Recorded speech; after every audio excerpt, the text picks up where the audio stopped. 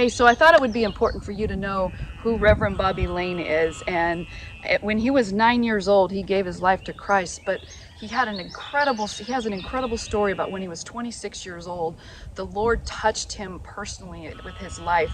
And I thought we were just going to play a little bit and show you a little bit of what happened to him and how the Lord touched his life when he was 26 years old. So watch this.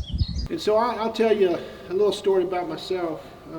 March 11th, 1989, and for some of you can do the math back there. I try to tell everybody I'm only a little over 30 years old. But it's true. And some of that's actually true. And I just wear this camouflage so everybody thinks I'm a little wiser and older than I really am, right? But the truth of the matter is, I'd found myself in a pretty hard place, single and really not knowing what I was going to do in life, and I found myself addicted to cocaine. Yeah.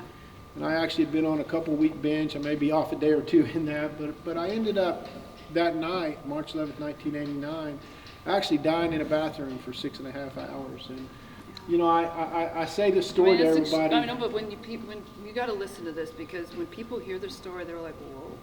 And so, I like to tell everybody, as I was laying there, and I only thought I was in this bathroom for around 30, 40 minutes or so. Yeah. And you'd think you're going to go see some unicorns and, pots of gold at the end of the rainbow and all that. But the truth of the matter is, my body died. But it was at that time, and maybe I don't even have the words really to express this to you, but I just had an awareness of myself.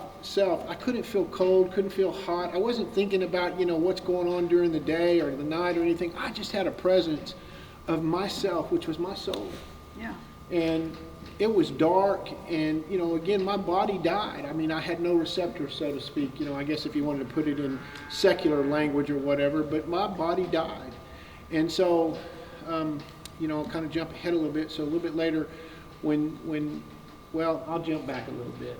So I'm there again, thinking it's 30, 40 minutes that I'm in there, and all of a sudden, like TV, right? I mean, just TV. Like on TV, right? Yeah.